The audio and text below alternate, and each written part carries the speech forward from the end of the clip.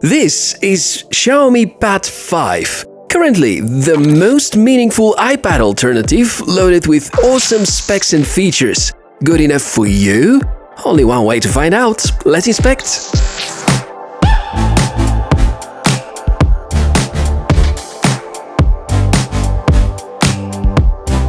Hey! Welcome! Nice to meet you. I'm Michael, this is Tech for All, and what we do here is to inspect cool, fresh tech like Xiaomi Pad 5, something that they released just a few days ago, and I've been using this tablet for the last couple of weeks and already have a lot of impressions and a lot of feedback to share with you, the good, the bad sides. I believe that this tablet right now has very unique positioning, being an extremely helpful productivity tool, but also one of the most suitable choices for heavy Android gaming. And if you think that's yet another device to stay in home and remain unused, well, I think you should watch until the end before making this decision.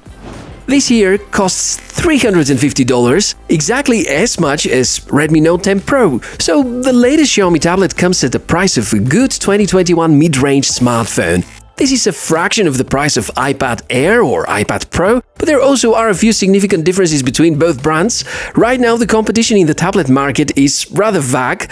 After there have been so many models 4 or 5 years ago, it's now mostly Huawei, which are missing the Google Apps package, Samsung, which lastly have released the A7 FE series and don't really shine with extraordinary performance, and all the non-popular Chinese smaller brands which may pick great deal of hardware but come with either entirely missing or vague software updates. Trying to say that Xiaomi nailed the perfect timing for releasing this product, which also has a Pro variation with better camera and 5G connectivity, but right now available in China only.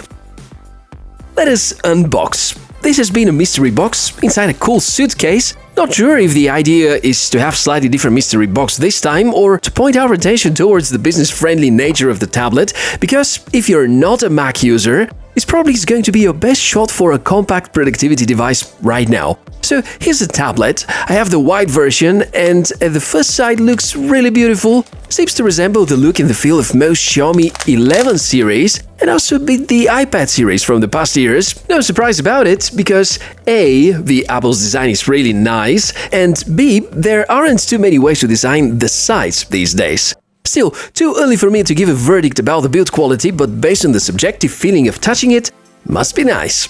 Apparently, wide-angle screen form factor. I know that some of you would prefer 4:3 aspect ratio, but there are good arguments for keeping 16:9 as well. Things will get much more interesting when we power it on and get to see how it works. But let us talk about the specs first. This big screen is 11 inches of size, up to 120 Hz refresh rate. It's powered by a Snapdragon 860 system on a chip by Qualcomm, 6 gigs of RAM, 128 or 256 gigs of storage, exactly 8720 mAh battery, 33-watt fast charging, 13 megapixel camera on the back, 8 megapixels on the front, some special software tweaks on the OS, availability of different accessories depending on the region, and weight of just 511 grams. Specs are obviously rock solid, and this is definitely powerful. Well, to be honest, not as powerful as iPad's Pro line, but over there it's powered by different technology. Clearly, among Android solutions, this is among the most capable right now in 2021. And also, one of the other really huge strengths, that's the display. We have a very large, very bright, very crisp display. LCD technology, so no, it's not AMOLED, which has allowed Xiaomi to save some bucks from the technology and invest them in higher refresh rate and really good color tuning and very bright display, which is well visible on bright days. And you know that such big displays have a lot of benefits. No matter what you do, gaming is of course fabulous, although if you're mainly playing on your phone, the larger surface here is going to need some extra time to get used to. Editing photos, web surfing, watching Netflix and similar streaming content, of course, flawless. And sure, Netflix and the rest of the services are supported in high resolution. The screen on-time performance is really decent. I squeezed more than 12 hours and a half, draining close to 65% battery, which means that theoretically, with lower refresh rate and brightness, close to 20 hours of browsing are achievable. Outdoors at peak brightness, of course, the time to discharge is going to be much shorter. Besides the visual advantages, sound is also an area which deserves praising.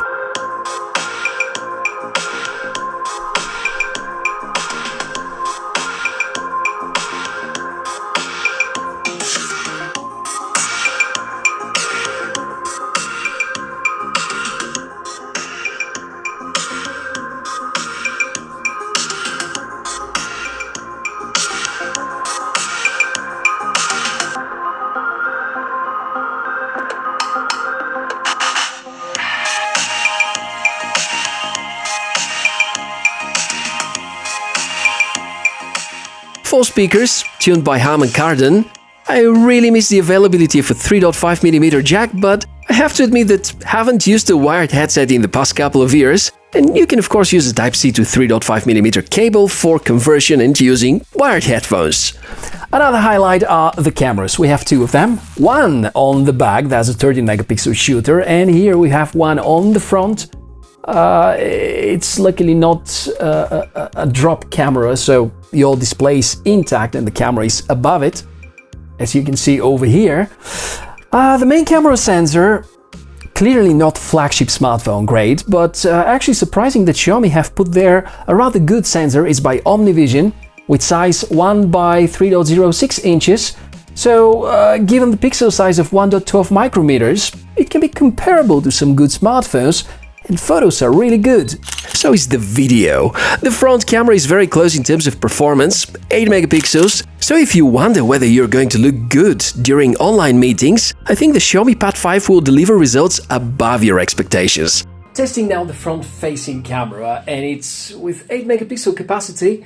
An interesting fact, it does support electronic image stabilization, so even if you're moving, your image is going to be rather smooth. And that's the kind of quality indoors with a lot of echo, so I guess that's very close to the real-life performance in case you do meetings from home. Combined with Qualcomm's 4th generation AI engine, the results are quite fascinating. Speaking of AI and performance, Xiaomi have just released one of the most capable Android-based tablets ever, because they've included a great high-end processor, which a couple of years ago has been powering the best smartphones, very power efficient, and a reason to comfortably play all the games that you like at the highest possible resolution and rates. Also, a great fit for any kind of creative work like editing photos, videos, or music. Now, I would like to wrap up the hardware review and start talking about the software with this kind of bridge between both. It's called the Xiaomi Smart Pen. It looks quite basic for the steep price of $99, but as it turns out, it's a great productivity enhancer and totally worth the price tag. Writing down memos and notes, and the software comes with some really handy enhancements to do that. 2 functional buttons to support different functions, and they are partially configurable. Also, there's an awesome app to help you learn to draw, called Pen Up. There are some easy-to-follow tutorials, and you can practice a lot without having to waste paper, pencils, or paints. I very often happen to use the Office tools to sign different documents. As it turns out, MIUI's tablet edition can be very functional software.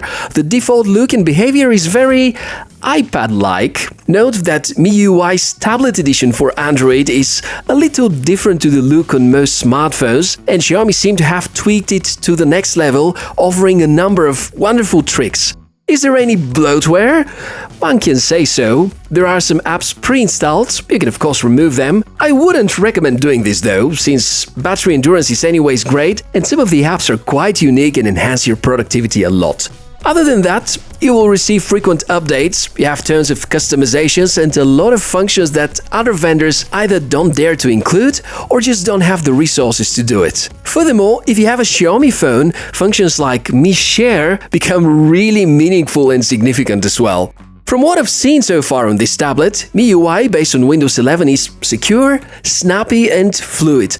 Not without some remarks though, apparently some features from the smartphone edition are missing. For example, Xiaomi lock you to use the brand new control center style, and another one which is more on the hardware end, but there is no fingerprint scanner. There are some things I couldn't really try out yet, like checking some cases. The tablet supports smart flip cases, and in China there even is a Pogo pin-based keyboard edition, which right now Xiaomi don't plan to release globally, and I really would beg them to reconsider, because otherwise our hope would be to use some third-party or universal solutions. Depending on how you perceive it, for office kind of work, emails, basic photo editing, multimedia, social media work, this is by far the best laptop alternative. Much lighter, counting on a touchscreen, fantastic display and awesome software suite, which, together with a smart pen, extends into almost full replacement of a notebook or a drawing book. So yeah, Xiaomi kind of made Android tablets interesting again.